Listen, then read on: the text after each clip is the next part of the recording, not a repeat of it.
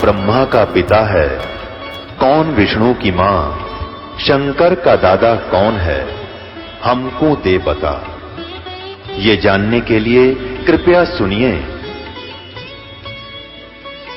जगत गुरु तत्वदर्शी संत रामपाल जी महाराज के अमृत वचन सर्व पवित्र धर्मों के पवित्र शास्त्रों के आधार पर कहा करते, निरंजन धन तेरा दरबार, निरंजन धन तेरा दरबार, जहां पर तनिक ना न्याय विचार, वैसा ओढ़े मुल मुल खासा गल मोतियों के आर, वैसा ओढ़े मुल मुल खासा गल मोतियों के आर, पति भरता को मिले न खादी वो सूखा नरस आहार, निरंजन धन तेरा दरबार, निरंजन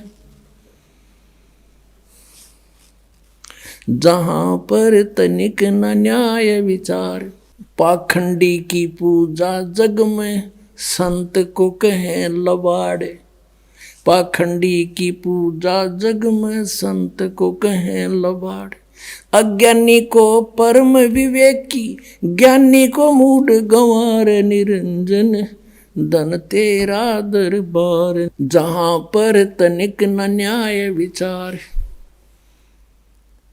कहे कबीर सुनो भाई साधो, यहाँ सब उल्टा व्यवहार, कहे कबीर सुनो भाई साधो, यहाँ सब उल्टा व्यवहार, सच्चों को तो ये झूठा बतावें, इन झूठों का एतबार, निरंजन धन तेरा दरबार, निरंजन धन तेरा दरबार, जहां पर तनिक न न्याय विचार।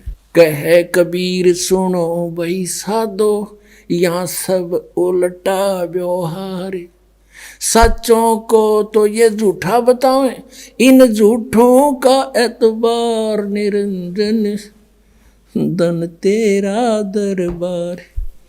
परमात्मा जब वो बकवाद करने लगते ना, झूठा है, कपटी है, ये क्या जाने सदग्रंथों के बारे में, क्या जाने वेद और गीता और पुराणों के बारे में, क्योंकि ये अशिक्षित है। और वो मंडलेश्वर विद्वान थे, हैं, कचकोल कढ़ा के वो तो उस तरह फिरवा के 20 तिलक ला के गले में माला पैर के दिखा बड़ा महात्मा पड़ा है भाई। इस बाह्य आडंबर से संत और असंत की पहचान नहीं होती, संत की पहचान ज्ञान से होती है। अब क्या कहा करते परमात्मा, कंठी माला सुमरणी पैरे से क्या हो, ऊपर ढूंढा साध का तन अंदर रख्या खो। अंदर तो कख भी ज्ञान नहीं, ऊपर महात्मा बना दिखा, लंबी चोटी रख कर बड़े बड़े माला पैर के तिलक 20 लगा कर ने सोचा बड़ा पहुंचा हुआ है, और संस्कृत बोल रहा है। एक भाषा से विद्वान नहीं होता, अध्यात्म ज्ञान और तत्व ज्ञान से विद्वान होता है। अब आपको दिखाते हैं कि गीता ज्ञानदाता कहता है कि मेरी उत्पत्ति को, ये काल है जो निरंजन ब्रह्म श्री कृष्ण जी में बोल रहा है, ये देवता नहीं जानते क्योंकि मुझसे उत्पन्न हुए। देखिएगा श्रीमद् भगवत गीता, ये जय दयाल गोविंद का इसके अनुवादक हैं। अध्याय नंबर 10 का श्लोक नंबर 2 दिखाते हैं आपको, ये देखिएगा। अध्याय नंबर 10 और ये मंत्र नंबर 2, इसमें क्या कहा कि मेरी उत्पत्ति को, इससे सिद्ध है गीता ज्ञान दाता ब्रह्म काल की उत्पत्ति तो हुई है, जन्म तो हुआ है। न देवता लोग जानते हैं और न महर्षि जन जानते हैं, क्योंकि मैं सब प्रकार से देवताओं का और महर्षियों का आदि कारण हूँ, यानी मुझसे ही इनकी उत्पत्ति हुई है। अपने आत्माओं परमात्मा ने 600 वर्ष पहले कहा था। गुण तीनों की भक्ति में ये भूल पड़ो संसारे, कहे कबीर निज नाम बिना कैसे उतरो पारे। तीन देव की जो करते भक्ति, उनकी कदे ना होवे मुक्ति।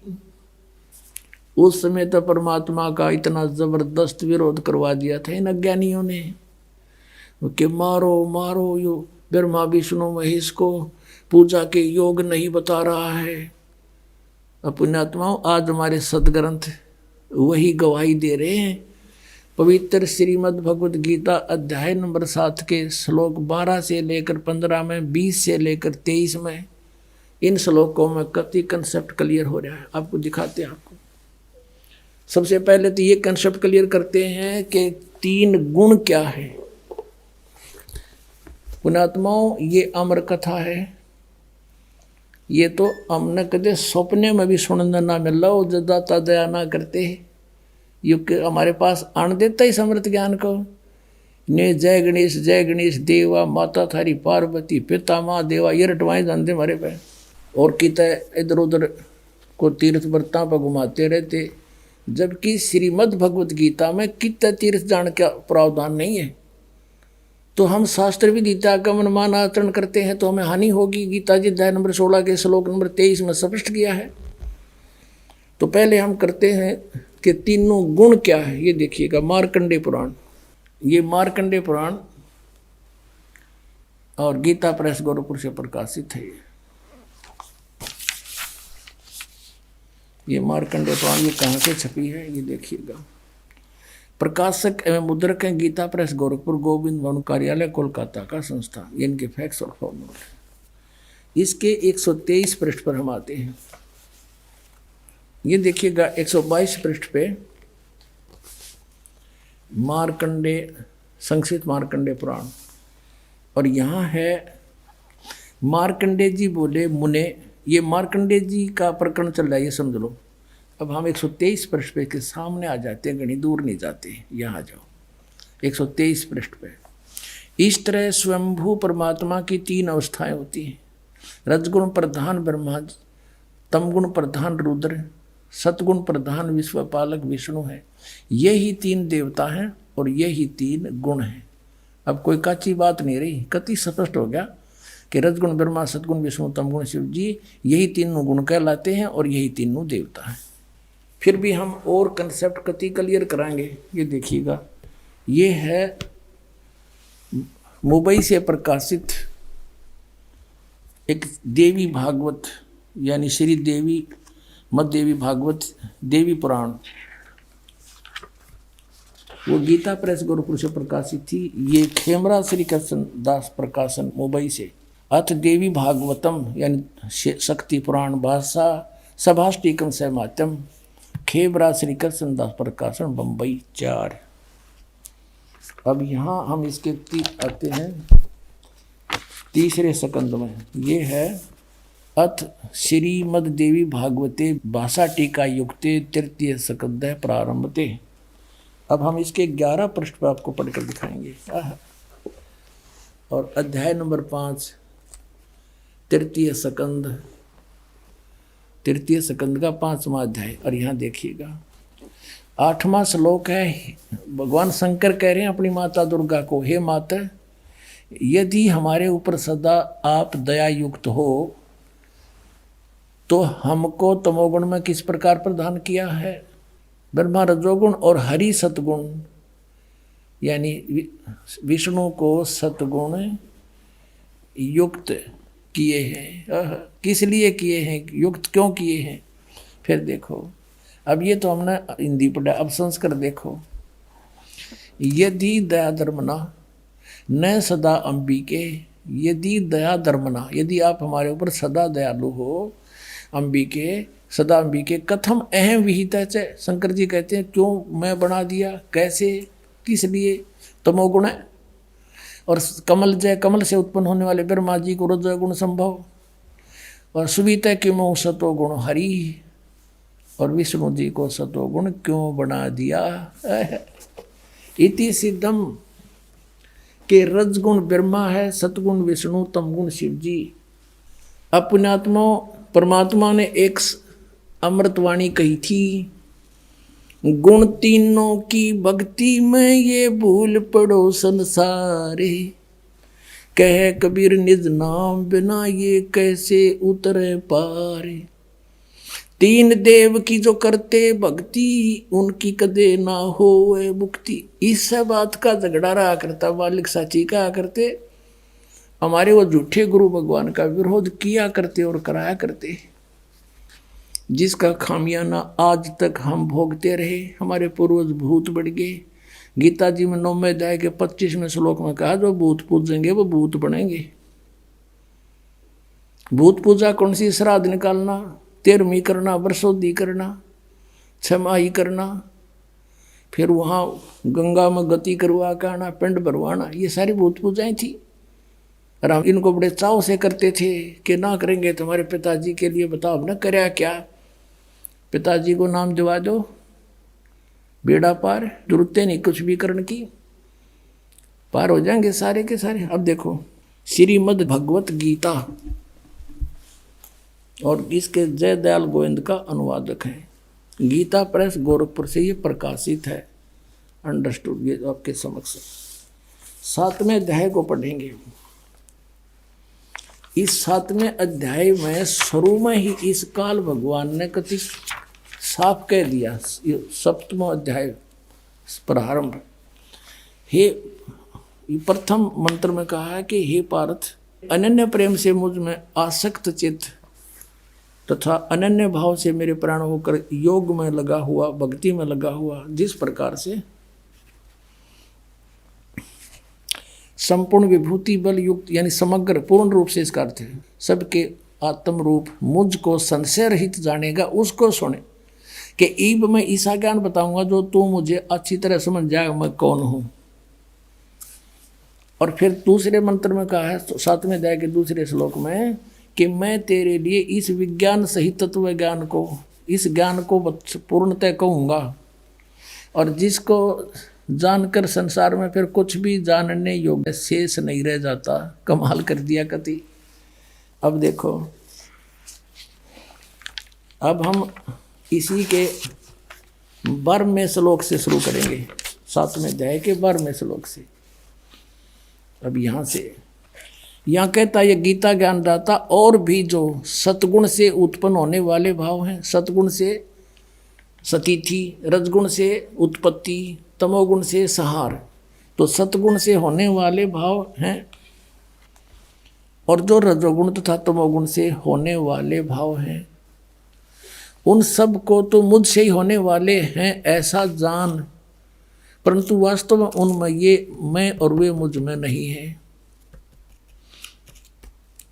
अब इसने स्पष्ट किया है, जैसे आपने श्री शिव पुराण में पढ़ा 9वें अध्याय के लास्ट में 110 पृष्ठ पर, गीता प्रेस गोरखपुर से प्रकाशित में, कि इस प्रकार तीनों देवताओं में गुण है परंतु शिव गुणातीत माना गया। ये काल कह रहा है, गीता बोल रहा है वो, कि मैं उनमें नहीं हूँ और ये तीनों देवताओं में गुण हैं। अब देखो 13वें में, गुणों के कार्य रूप सात्विक, राजस और तामस, इन 3 प्रकार के भावों से ये सारा संसार प्राणी समुदाय मोहित हो रहा है। इन तीनों गुणों से परे, यानी ब्रह्मा विष्णु महेश से अलग जो मैं हूँ काल ब्रह्म, मुझ अविनाशी को नहीं जानता। इन तीनों देवताओं तो ऊपर मुझे नहीं जानते, ये इन्हीं की पूजा करते रहते हैं। अब 14वें श्लोक में 7वें अध्याय के, इसमें क्या कहा है, क्योंकि यह अलौकिक अर्थात अति उद्भुत अद्भुत त्रिगुणमयी मेरी माया, रजगुण ब्रह्मा, सतगुण विष्णु, तमगुण शिव जी के द्वारा फैलाया गया जाल बड़ी दुस्तर है। ये माया बड़ी खतरनाक है, और जो पुरुष मुझको निरंतर भजते हैं, ये ब्रह्म कहता है, जो मेरी भक्ति करते हैं वो माया का उल्लंघन कर जाते हैं, वो ब्रह्मा विष्णु महेश की पूजा नहीं करते, इनसे ऊपर उठ जाते हैं। और 15वें में कंसेप्ट क्लियर कर दिया, माया के द्वारा जिनका ज्ञान हरा जा चुका है, त्रिगुणमयी माया, रजगुण ब्रह्मा, सतगुण विष्णु, तमगुण शिव जी के द्वारा, उनकी भक्ति से ऊपर जो कुछ सुनने को तैयार नहीं, कुछ करने को तैयार नहीं, उनका उन्हीं से मिलने वाले लाभ पर आश्रित हो चुके हैं, उनका ज्ञान हरा जा चुका है। असुर स्वभाव को धारण किए हुए मनुष्यों में नीच और दूषित कर्म करने वाले मूढ़ लोग, मूर्ख, मुझको नहीं भजते। अपने आत्माओं, ये स्पष्ट कर दिया कि अन्य देवता रजगुण ब्रह्मा, सतगुण विष्णु, तमगुण शिव जी की जो भक्ति करते हैं वो राक्षस स्वभाव को धारण किए हुए मनुष्यों में नीच, दूषित कर्म करने वाले मूर्ख।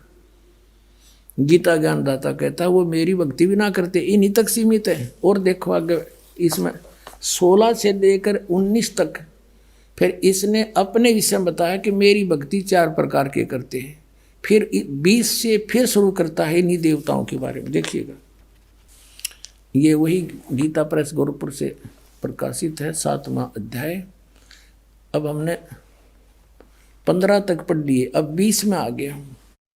उन भोगों की कामना द्वारा जिनका ज्ञान हरा जा चुका है, जो 15वें श्लोक में गया 7वें अध्याय में, अपने स्वभाव से प्रेरित होकर उस नियम का धारण करके वो अन्य देवताओं को भजते अर्थात पूजते हैं। ब्रह्मा, विष्णु, महेश, ये तीनों गुण अन्य देवताओं में आते हैं। अब यहाँ देखो 21वें का 7वें अध्याय का 21वां श्लोक। जो सकाम भक्त जिस देवता के स्वरूप को श्रद्धा से पूजना चाहता है, उस भगत की श्रद्धा को मैं उसी देवता के प्रति स्थिर करता हूँ। जैसे कोई विष्णु जी को पूजता है तो स्वयं आ जाए विष्णु रूप धारण कर उसने तथास्तु कर जाए, का देसी दे जाओ, खिलौने खेल लें जा। फिर अब 22 में देखो, वह साधक, वह पुरुष श्रद्धा से युक्त होकर उस देवता को पूजन करता है और उस देवता से मेरे द्वारा ही विधान किए हुए उन इच्छित भोगों को निस्संदेह प्राप्त करता है। कहता है उन जो अन्य देवता हैं, ब्रह्मा, विष्णु, महेश, इनको मैंने एक एक विभाग दे रखा है, वो शक्ति मेरी तय काम कर रहे हैं। इसका अर्थ ये है। अब 23 में 7वें अध्याय के 23 में स्पष्ट कर दिया है, परंतु अब 7वें अध्याय का 23 में स्पष्ट कर दिया है, परंतु उन अल्प बुद्धि वालों का, अल्प बुद्धि माने मूर्खों, मंद बुद्धि वालों का वह फल नाशवान है।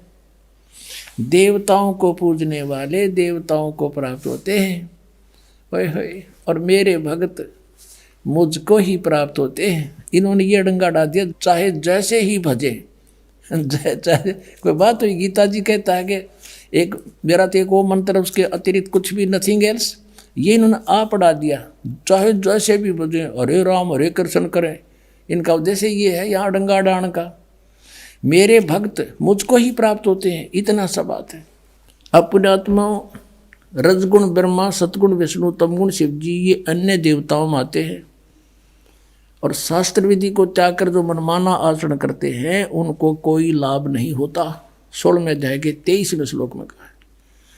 अब यहाँ थोड़ा सा कंसेप्ट और क्लियर करते हैं।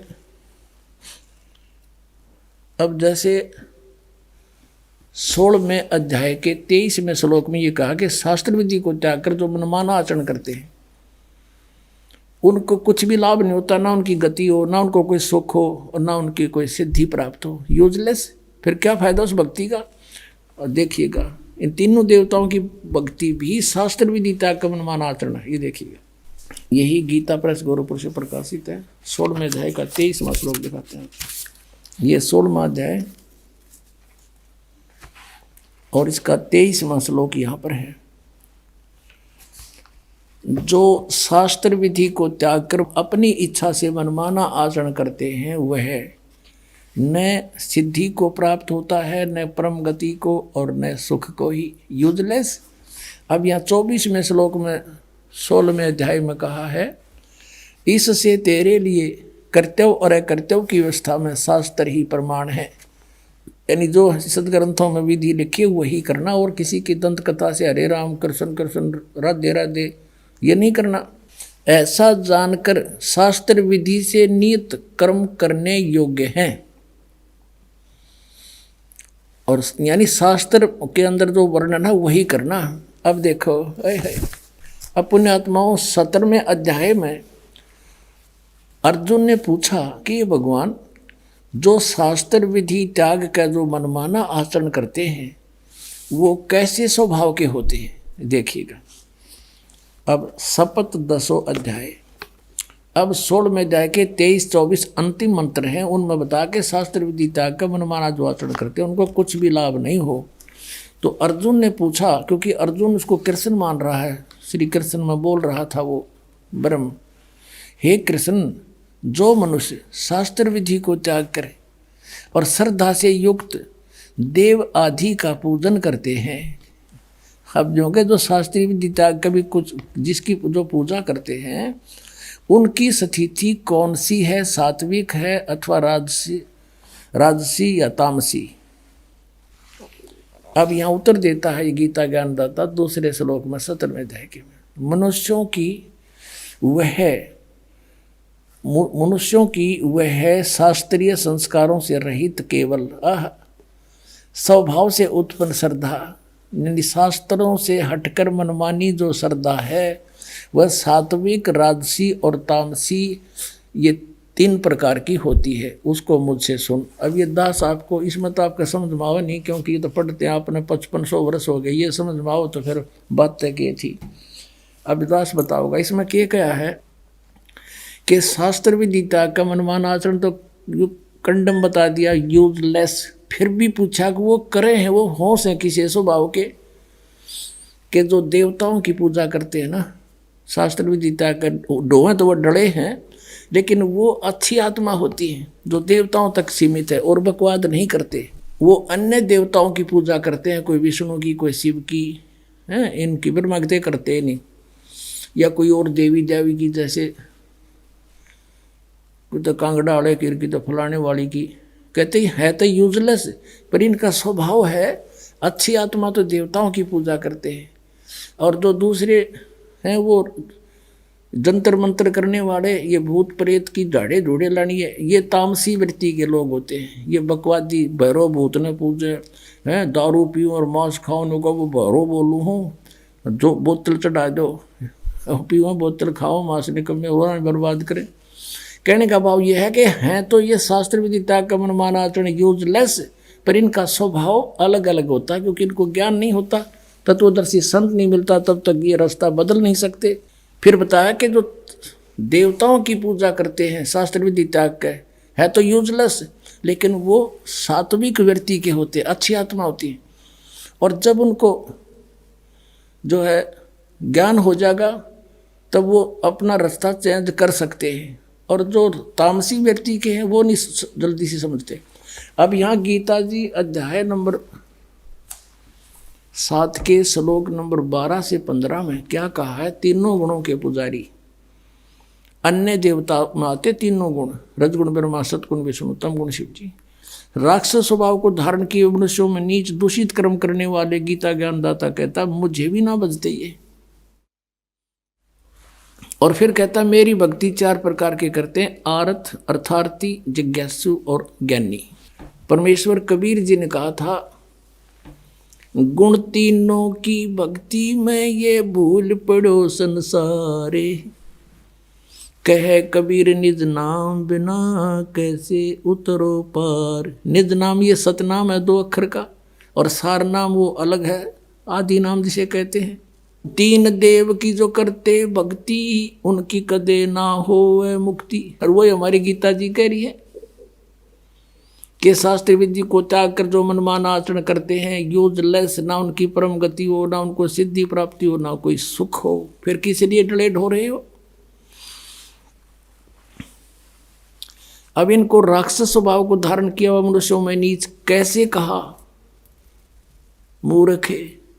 जैसे तमगुण शिव की भक्ति की थी रावण ने, कैसा जुल्म किया, एक पराई स्त्री को उठा लिया और फिर कैसा जुल्म करना चाहा, शराब पीवे, मांस खावे, राक्षस कहलाया। और फिर एक भस्मागिरी नाम का तपस्वी था, श्री शिव का पुजारी, तमोगुण शंकर का पुजारी, उसी के द्वार के सामने, गेट के सामने, ऊपर ने सिर नीचे न पैर करके सिरासन पर 12 वर्ष तक खड़ा रहा। और भगवान, एक दिन पार्वती ने कहा कि हे भगवान, आप तो महेश्वर हो, आप क्या नहीं कर सकते? आपका बच्चा क्या मांगता है, इसको दे दो वरदान जो मांगता है। इस बात से भगवान शिव ने कहा कि बोल भाई क्या मांगता है, बता दे। उसने, भस्मागिरी ने कहा कि ऐसे नहीं भगवान, वचनबद्ध हो जाओ।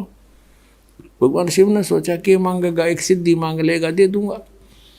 कहा ठीक है तथास्तु, वचनबद्ध हो गया, खड़ा हो गया तुरंत और कहने लगा आप अपना ये भस्म कड़ा दे दो। भगवान शिव ने एक भस्म कड़ा हाथ में पहन रखा था और उसमें ऐसी शक्ति थी कि किसी के सिर पे रख के यूं कर दे सिर की तरफ के भस्म कर देता था, उसको मार डालता था, जला देता था। भगवान शिव ने सोचा भस्म कड़ा मांगा है, कोई बात नहीं, साधु है, जंगल में रहता है, राक्षसों से बचाव के लिए मांगता होगा। दे दिया कड़ा निकाल के।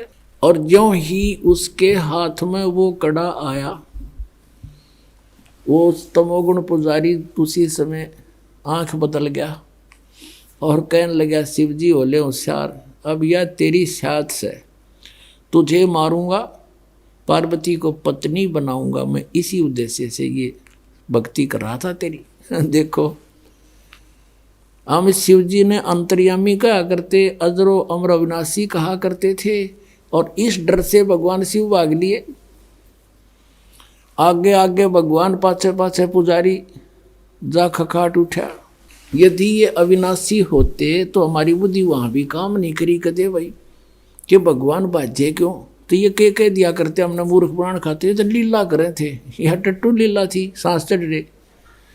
वाह भाई वाह। अब इनकी रक्षा भी परमात्मा ही करते। वहां आगे पार्वती रूप बना के परमेश्वर कहते हैं, करे करावे साइया मन में लहर उठा, दादू सिर दर्जीब के वो आप बगल हो जा। तो वहां आके उस भस्मागिरी पाछे पाछे भाग्या जाता, वहां खड़े हो गए पार्वती रूप में और कहा आ जाओ पुजारी जी, कहाँ जा रहे हो? उसने देखा, कहा पार्वती आली। वो खड़ा हो गया और कहा पार्वती रूप में भगवान ने कि अब वो तेरे निकट थोड़ा ही आ सकता है, आपके पास तो कड़ा है ना? कहा बिल्कुल ठीक है, आओ यहाँ कुछ देर बातें करेंगे। और फिर पार्वती रूप में प्रभु ने कहा कि मुझे डांस करके दिखा दे ताकि मैं प्रसन्न हूँ तेरे ते। वो कहने लगा मैं तो तपस्वी आदमी, कदे डांस कराया नहीं, कैसे करूँ? अक मैं बताती हूँ, इस हाथ को ऐसे कर, इस टांग को ऐसे कर, इसको ऐसे कर, इसको और ऊपर कर। जिस हाथ में कड़ा था सिर पर करवा लिया उससे कर, फिर कह दिया भस्म, और भस्मागिरी मर गया। अब वो कड़ा लेकर विष्णु रूप धारण करके परमात्मा वहां पहुंचे शिव जी के सामने, जहां वो भागे जा रहे थे। और भगवान विष्णु जी को देखकर कहने लगा, भाग्या विष्णु भाग्या। और क्या हो गया कि भस्म कड़ा ले लिया, भस्मागिरी ने मेरे साथ धोखा करके, वो मारेगा। तो भगवान ने कहा कि ये ले कड़ा तेरा, ये मेरे पास है। अक नहीं नहीं वही है, कहा वही है ये ना दच्ची, अक सचमुच मैंने ऐसे ऐसे पार्वती रूप बना करके वहां पहुंचा, उसको सारी समझाई। जब उसका दिल डटा, उसकी राख देख ली, भगवान शिव ने जब उसकी भस्मागिरी की राख देख ली ना जड़े हुए की, जब तसल्ली हुई अपने आत्मा, उसके बाद वो भस्मागिरी भस्मासुर कहलाया, भस्मा राक्षस। अब तमोगुण के उपासक राक्षस कहलाए, होए दूषित कर्म करने वाले भगवान रूप में पूजे और उसकी पत्नी पर नीच डगा रहा दुष्ट इंसान। इससे गंदा इंसान कौन होगा पृथ्वी पे? राक्षस स्वभाव को धारण किए मनुष्यों में नीच दूषित कर्म करने वाले मूर्ख, कुछ भी ना सोची दुष्ट ने। और फिर कहते हैं रजोगुण का उपासक था ब्रह्मा जी का कौन? हिरण्यकशिपु। भगत बनकर श्रद्धा से खूब तपस्या करी, वर मांग लिए, सुबह मरू ना, शाम मरू, रात मरू ना, दिन मरू, फलान मरू ना, धकड़ मरू। कह दिया तथास्तु। फिर उसने सोची हल्दी की गांठ मिल गई, तू पंसारी हो गया, भगवान बन गया। सब ने नो कहा मेरा नाम लो, विष्णु का नाम मत ले लियो। अपना नाम जपावे हरण्यकशिपु करो। अरे मूर्ख। अब भगवान ने उसके घर में भेज दिया खम्ब प्रहलाद, और वो ने कहा नहीं पिताजी, हिरण्यकशिपु भी कोई मंत्र होता है, भगवान के नाम से लाभ होगा। पिता पुत्र का झगड़ा हो गया इससे बात पे, और ऐसे जुल्म किए उस पुण्यात्मा के साथ, उस राक्षस स्वभाव को धारण किए हुए मनुष्यों में नीच दूषित कर्म करने वाले मूर्ख हिरण्यकशिपु ने, ब्रह्मा रजगुण के उपासक ने। अब यहाँ कहते हैं, अब क्या बताते हैं, सूक्ष्म वेद में कहा परमात्मा ने कि हिरण्यकुश छाती तोड़वाई और ब्राह्मण बाणा और कर्म कसाई। वो तो ब्राह्मण भगत को आवे हैं, भगत का तो बाणा उसका है, और कर्म इसे कसाई कैसे अपने मासूम बच्चे को मारने के लिए ना जाने कितने ओछे हथकंडे अपनाए। हिरण्यकशिपु छाती तोड़वाई और ब्राह्मण बाणा कर्म कसाई, रजोगुण का उपासक था, राक्षस कहलाया हिरण्यकशिपु। अब एक बार हरिद्वार के अंदर अर्की पैड़ी पे कुंभ के मेले का सूत सज गया। वहाँ पर एक पर भी लगगी, इनके अपने अपने हिसाब से बनाई हुई मनमाना आचरण है, ये शास्त्र विधि को त्याग के। और उसमें क्या करते हैं, जब जहाँ किसी पर कुंभ के मेले की पर भी लगती है, ये सभी स्नान करने जाते हैं और ये मानते हैं ये खुद कि वहाँ नहाने से बेड़ा पार हो जाएगा। उनका बेड़ा पार तो यानी बेड़ा गर्क जरूर हो गया। अब सुनाता हूँ। अब ये वहाँ कुंभ के मेले पर स्नान करने जब जाते हैं तो अपने अपने ग्रुप में इकट्ठे हो जाते हैं। गिरी अलग, पुरी अलग, सन्यासी न्यारे, नागा अलग, नाथ न्यारे, कनपाड़े न्यारे, बिना कनपाड़े अलग से, और वैष्णो के उपासक वो वैष्णो न्यारे, विष्णु के उपासक, तमोगुण सतोगुण के उपासक। तो वहाँ सब अपने अपने ग्रुप में इकट्ठे हो जाते हैं। जब स्नान का समय आता है सभी प्रस्थान कर देते हैं अपने मुखिया के पीछे पीछे। तो सबसे पहले नागा चले गए, पहुँच गए अर्की पैड़ी पे ऊपर भी कल्याण करवाने के लिए, नहाने के लिए। पीछे से वैष्णु आगे, विष्णु जी के उपासक, सतोगुण के उपासक, और नागा थे वो बिल्कुल नंगे रहते हैं, नेक्ड, वो तमोगुण के उपासक शिव जी के। पीछे से विष्णु उपासकों ने, सतोगुण के उपासकों ने कहा कि ए नागाओ, हम सर्वश्रेष्ठ हैं, हम प्रथम स्नान करेंगे, तुम बाहर आ जाओ, पहले नहीं नहाओगे तुम। अब वो नागाओं ने कहा कि हम सर्वश्रेष्ठ हैं, हम त्यागी और वैरागी हैं, हम कोई कपड़ा भी नहीं रखते तन पर, हम सबसे प्रथम नहाएंगे, हम सर्वश्रेष्ठ हैं। वैष्णु साधु कहने लगे, शरण फड़ो, तुम टट्टी के हाथ भी ना धोते, पशु की तरह नंगे फिरो, तुम कहे कि श्रेष्ठ हो, बाहर मरो, हम नहाएंगे पहले। अब वहाँ बैठ गए तीनों गुण। अब उसी समय इनका जूत बाज गया, नाना भी भूल गए, भगवान भी भूल गए, हर की पैड़ी भी याद ना रही इनकर, पर भी भूल गए। 25,000 ये त्रिगुण उपासक, इन तीनों भगवानों के उपासक वह कटका मर गए, कत्लेआम कर दिया, गंगा का पानी लाल कर दिया, लाश बहती जाओ उनमें, और तेरा गजब हुई। इसके बारे में परमात्मा ने कहा है कि तीर तुपक तलवार कटारी ये जम दड़ जोर बधावे हैं, हर पैड़ी हर हेत न जाना, और वहाँ जा तेग चलावे हैं, काटे शीस नहीं दल करुणा, ये जग में साध को आवे हैं, और जो जन इनके दर्शन को जावे उनको भी नरक पठावे हैं। हे भगवान, पुण्यात्माओं, हम कति अंधे कर रखे थे इस काल ने, हम इन महात्मा मान्या करते इसे जुल्म करनिया ने। अब कहते काटे शीस नहीं दिल करुणा, इतनी भी दया नहीं, और कत्लेआम कर डाला, छोरी गपो दे हैं, तलवार ते काट कर बड़क्या खा लिए एक दूसरे ने। ये है और तीनों गुणों के उपासक, राक्षस स्वभाव को धारण किए हुए मनुष्यों में नीच दूषित कर्म करने वाले मूर्ख। ये पुण्यात्माओं दास नहीं कह रहा, ये इनका इतिहास कह रहा है, श्रीमद् भगवत गीता बता रही है। और 600 वर्ष पहले परमात्मा बता रहे थे, परमेश्वर कबीर साहब, गुण तीनों की भक्ति में ये भूल पड़ो संसार, कहे कबीर निज नाम बिना ये कैसे उतरे पार, तीन देव की जो करते भक्ति उनकी कदे ना हो मुक्ति। बोलो सतगुरुदेव। भजन करो उस रब का जो दाता है कुल सब का। भजन करो उस रब का जो दाता है कुल सब का। वो कौन है? वो कबीर देव है। बोलो सतगुरुदेव।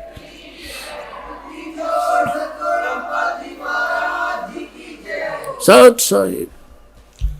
परम पिता परमात्मा पूर्ण ब्रह्म सारी सृष्टि के रचनहार परम अक्षर ब्रह्म, ये पूर्ण परमात्मा कबीर देव जी हैं। ये वही भगवान है, ये वही परमात्मा है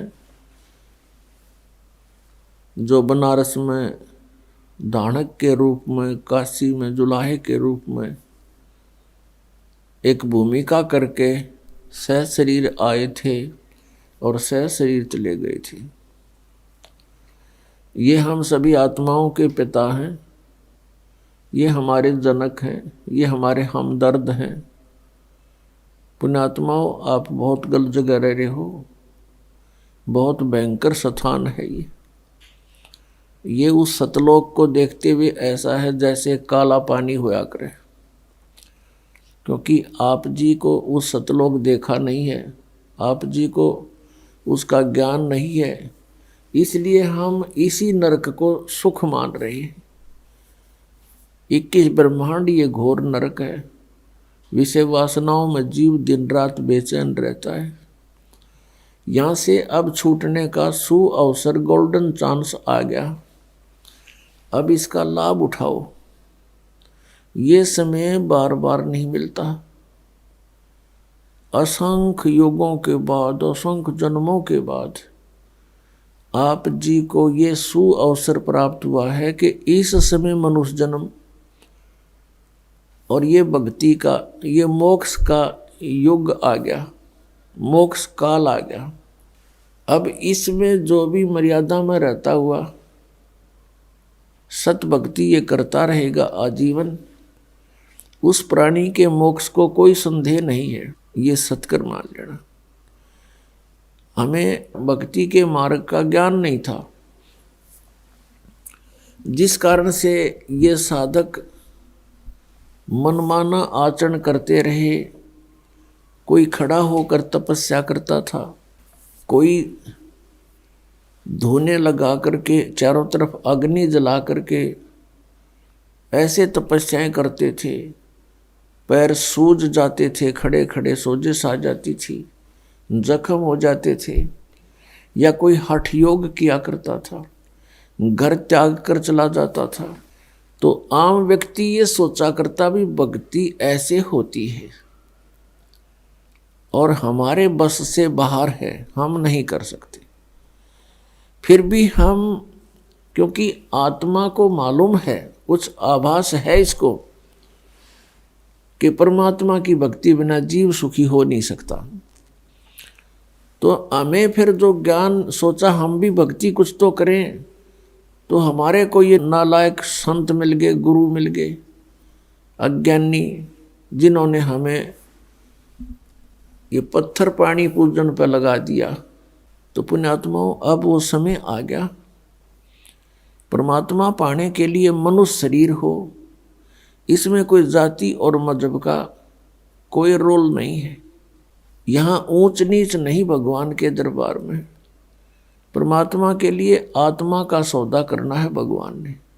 वो किसी धर्म में, किसी मजहब में, और किसी निकम्मी आत्मा हो चुकी हो अज्ञानता से, चाहे कोई कसाई है, डाकू है, चोर है, शराबी है, या और कोई व्यसन करता है, दुराचारी है, परमात्मा सबको सुधारते हैं। कितना मैला कपड़ा हो, धोबी का काम है उसको निर्मल करना। तो सत्संग एक ऐसा स्थान है, यहाँ पर किसी भी प्रकार का कोई भी प्राणी आ सकता है और यहाँ आएगा, क्योंकि ये तो एक धोबी घाट है। आत्मा को धोने का एक यही स्थान है। तो हमने किसी भी विकारी को, किसी प्रकार का कोई व्यसन करता है, दुराचारी है,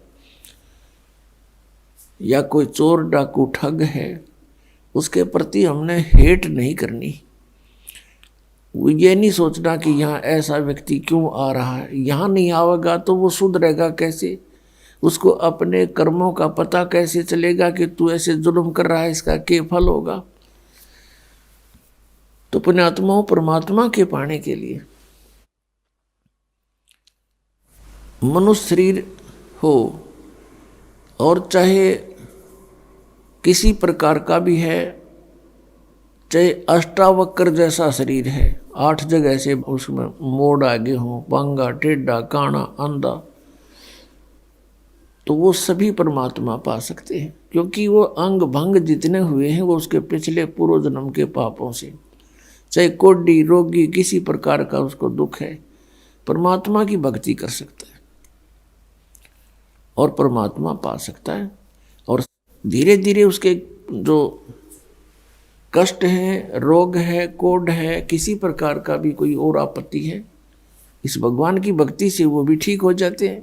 तो पुण्यात्माओं, हम परमात्मा पा सकते हैं। अब वो गोल्डन चांस है, इसको स्वर्ण युग बोलते हैं, गोल्डन युग,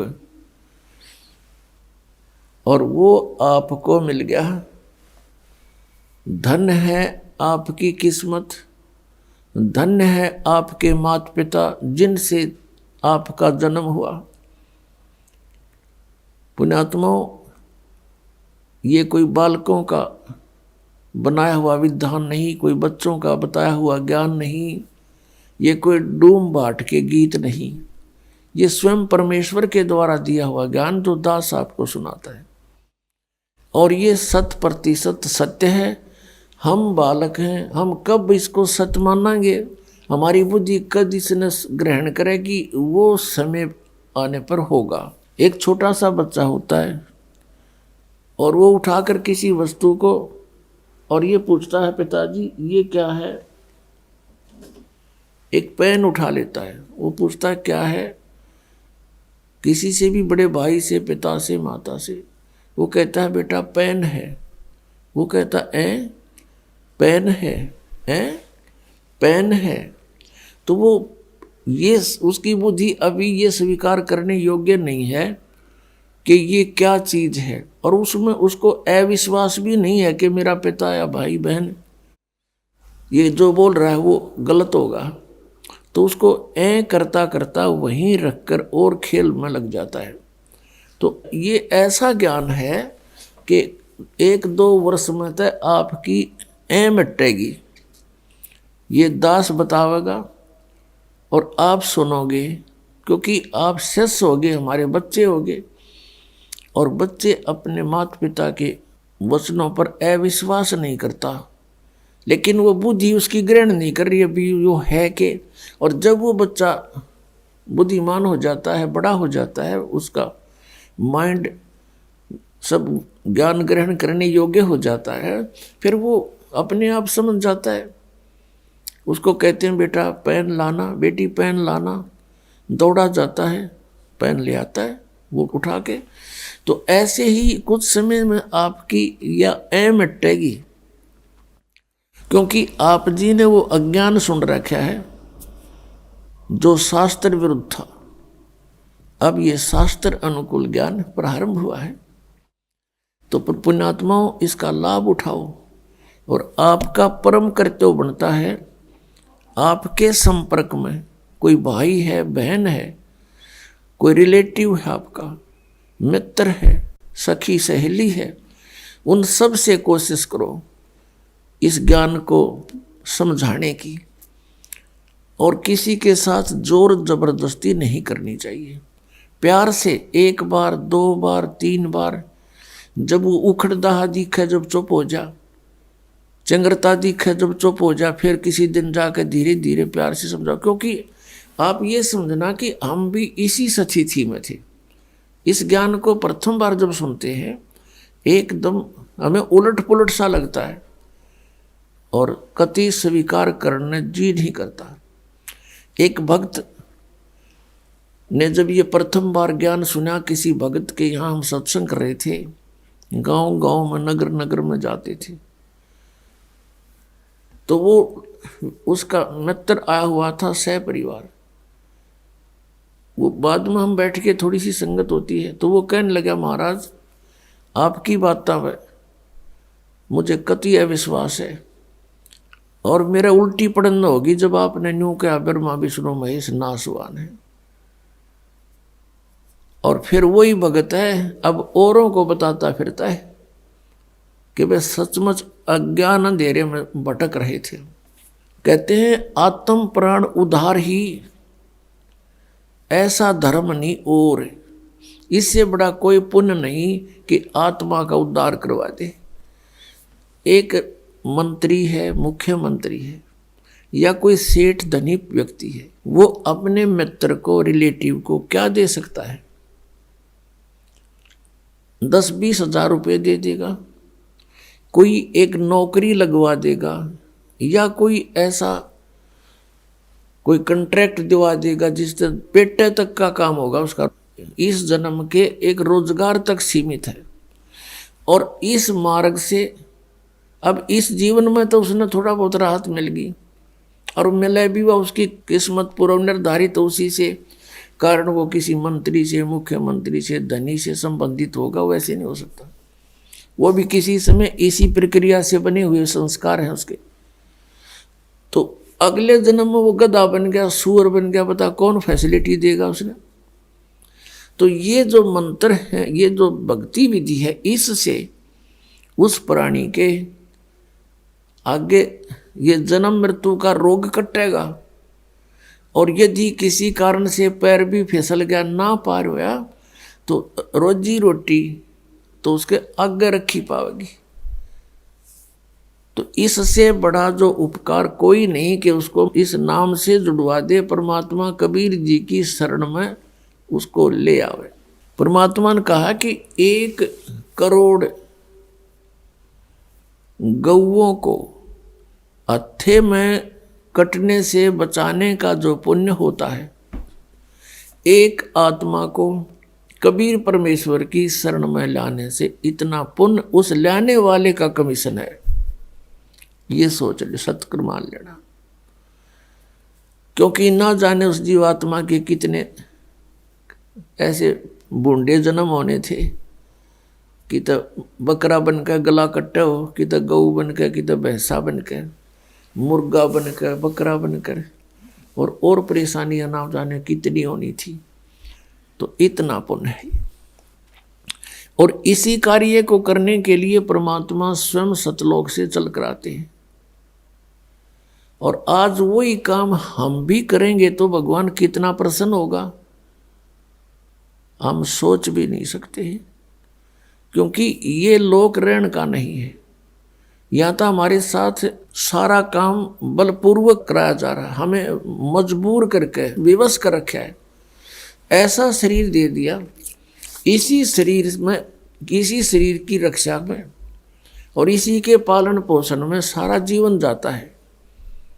और ये रहता भी नहीं, कभी बीमारी से, एक एक्सीडेंट से, ये कभी ना कभी अंत भी इसका तुरंत हो जाता है। ये कोई जीवन है यहाँ पर हमें कोई विकल्प नहीं पता था। और कोई बताता था कि स्वर्ग में बड़े ठाठ हैं, क्योंकि हमने स्वर्ग से आगे कोई बात सुनी नहीं थी। स्वर्ग से आगे का कोई ज्ञान नहीं था। चाहे कोई बेसिक बात बनावा था, ब्रह्म की साधना कर रहे हैं, हम ब्रह्म की साधना करते हैं, भगवान की साधना करते हैं, तो उनको भी यही था कि ब्रह्म लोक में चले जाते और वहां के गए हुए प्राणी फिर वापस आते।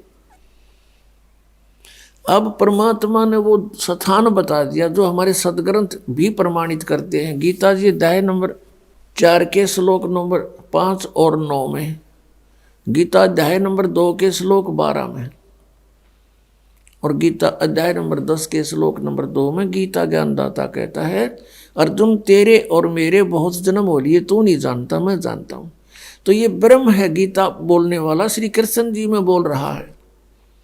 ये 8वें अध्याय के 13वें श्लोक में कहता है गीता जी में कि ओम इति एकाक्षरम ब्रह्म व्यवहारन माम अनुसमरन ये परियाति तजम देहम स याति परमाम गतिम।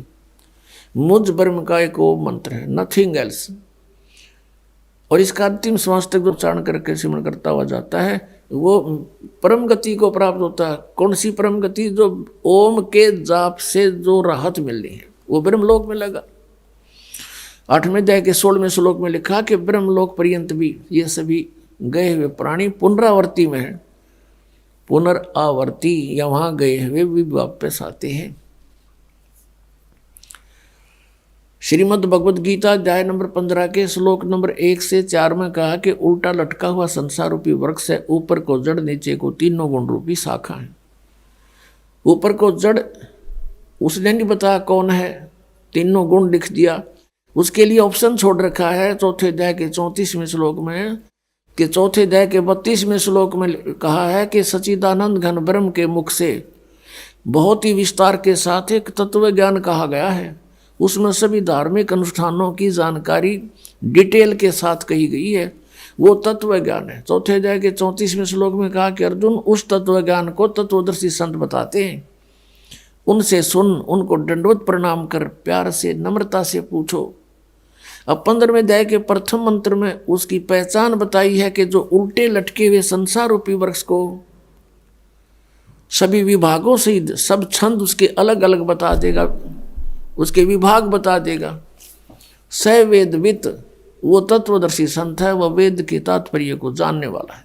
उसके पश्चात 15वें अध्याय के 4थे श्लोक में कहा है कि उसके पश्चात परमेश्वर के उस परम पद की खोज करनी चाहिए जहां जाने के बाद साधक फिर कभी लौटकर संसार में नहीं आता। और जिस परमेश्वर से संसार रूपी वृक्ष की प्रवृत्ति विस्तार को प्राप्त हुई है, अर्थात जिसने संसार रूपी वृक्ष को रचा है, सब ब्रह्मांडों की जिसने रचना की है, और केवल उसी की भक्ति करो, अन्य की नहीं, गीता ज्ञानदाता फाइनल करता है। 18वें अध्याय के 62वें श्लोक में कहा कि अर्जुन तू सर्वभाव से उस परमेश्वर की शरण में जा, उस परमेश्वर की कृपा से ही तू परम शांति को ओए होए और सनातन परम धाम को प्राप्त होगा। अब परम शांति पुण्यात्मा परमात्मा के उस सतलोक में ही है, वहाँ जरा और मरण नहीं है, वृद्ध अवस्था और मृत्यु वहाँ नहीं है। और यहाँ दोनों हमारी सबसे खतरनाक है, ये दोनों हमारे ऊपर अवश्य आएंगी। यहाँ बुढ़ापा भी कंपलसरी और मौत भी कंपलसरी, और दोनों तो हम डरा और दोनों होंगे, और डर भी साचा। बता कितना बढ़िया दिल लग रहा है यहाँ पर, वहाँ ठाठते 1 मिनट में मृत्यु हो जाए, बताइए के ठाठ होया फिर। तो पुण्यात्मा अभी तक हमारे हृदय में किसी ने यू ज्ञान भरा नहीं था। जब यू ज्ञान भर जाएगा, हम तो वही हैं जो हमारे पूर्वजों को, बूढ़े बुजुर्गों को, ये नकली गुरु, उन्होंने ये ज्ञान दिया था कि जो आर्यत हैं, करोत हैं, गर्दन कटवा लो, शीघ्र स्वर्ग चला जाता है। और उसकी फीस दर दी थी गणिये, वह फीस दे देगा भी, और गर्दन कटवाना भी शुरू कर दिया था, किसी प्रकार स्वर्ग प्राप्ति हो जाए। और स्वर्ग तो एक अन्य का भी कोई नहीं, अरे भी उसी आत्मा को वही हो तुम। आज ये पता लग गया कि सतलोक है, वहाँ ऐसा सुख है, ये तरीका उसका जाने का कति आसान, गला कटवाना नहीं और कोई बोझ उठाना नहीं, कोई खड़ा होकर तप करना नहीं, नाम उठत नाम बैठत नाम सोत जागवे, नाम खाते नाम पीते नाम सेती लागवे। ये था एक सिंपल सा वे।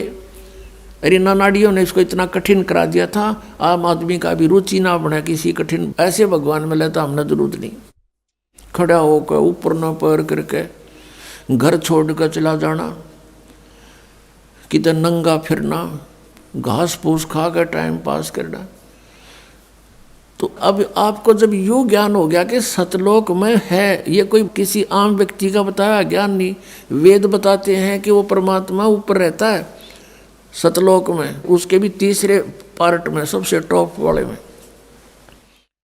और वहाँ से चलकर आता है। और यथार्थ ज्ञान वो ही बताता, अपने द्वारा रची हुई सृष्टि का ठीक ठीक ज्ञान वही देता है, वेद बताते।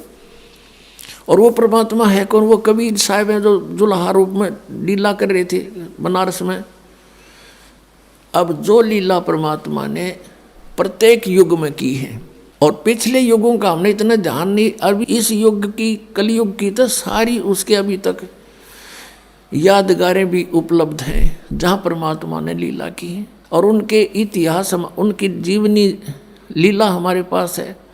उसमें यूँ का यूँ लिखा, और वही वेद बताते, जिन वेदों को हम सर्वश्रेष्ठ शास्त्र मानते थे, आज वो भी उसी परमात्मा का समर्थन करते हैं कि वो कबीर देव है और वो ऐसी लीला करता है, ऐसी लीला केवल वेदों में वर्णित लीला कबीर साहब ने की और किसी ने की नहीं। तो who is God? Kabir is God.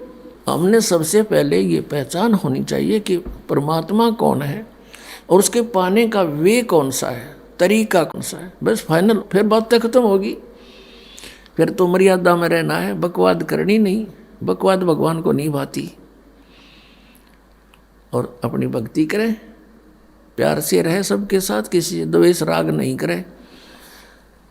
तो प्रसंग जो चल रहा था कि हमें अब ये किसी बालक का बताया हुआ ज्ञान नहीं, स्वयं परमात्मा का बताया हुआ ज्ञान है कि वहाँ सतलोक है। और फिर उन महापुरुषों को जिनको परमात्मा ने गवाह बना के छोड़ा, वो दिखा करके, प्रत्यक्ष दृष्टा बना करके, साक्षी बना करके वापस छोड़ा। अब उन्होंने ये साक्ष्य दिया है, ये गवाही दी है कि सतलोक है, वहाँ सदा युवा रहते हैं और वहाँ पर सब कभी मृत्यु नहीं होती, किसी चीज़ का अभाव नहीं। हमारा शरीर वहाँ ऐसा है जिसमें कोई बीपी आई हो ना, लो हो ना, कोई रोग लगे। और पुण्यात्माओं, जब आदमी बिल्कुल रोग रहित होता है, उसकी इतनी प्रसन्न रहता है उसकी आत्मा, पूछो मत। और वहाँ तो परमात्मा के दर्शन हर समय होते हैं। अब एक स्वाभाविक बात है, आप किसी एसी रूम में बैठे हो, एयर कंडीशनड रूम में, तो वह अपने आप आपको बहुत अच्छा वातावरण महसूस हो रहा है। और उससे बाहर निकल कर आ जाओ आंगन में, जड़ जा टटरा 2 मिनट में, तो वो ये अंतर है। ऐसा ही ये तो समझो वो जलता हुआ स्थान है और सतलोक में एसी लगा हुआ स्थान समझ लो। तो अब हमें ये ज्ञान होएगा कि हम वहाँ जाने से सदा के लिए सुखी होंगे। तो आपको इतना तो ज्ञान है कि मृत्यु तो होगी आपकी, इसने तो कोई ना भी करनी है, को नहीं कहाँ होएगी।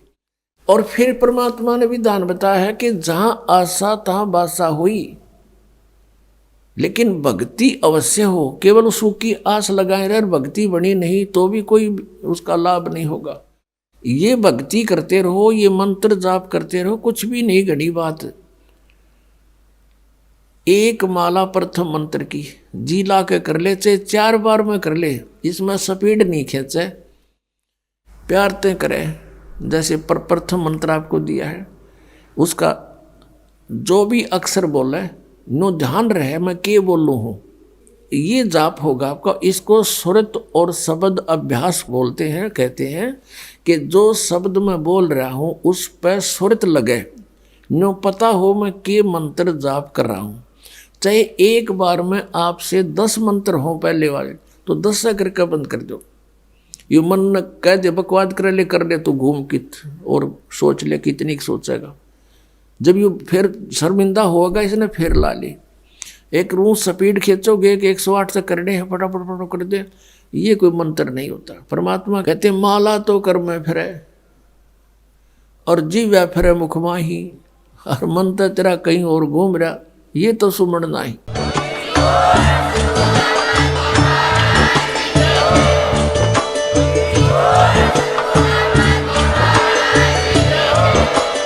आप सुन रहे थे जगत गुरु तत्वदर्शी संत रामपाल जी महाराज जी के मंगल प्रवचन। अधिक जानकारी के लिए विजिट कीजिए हमारी वेबसाइट www.jagatgururampalji.org। संत रामपाल जी महाराज जी के शुभ आशीर्वाद से पूरे विश्व भर में 500 से भी ज्यादा नाम दीक्षा केंद्र हैं, जिन पर संत रामपाल जी महाराज जी द्वारा ऑनलाइन निःशुल्क नाम दीक्षा दी जा रही है। अपने नजदीकी नाम दीक्षा केंद्र का पता करने के लिए संपर्क करें 8222880541।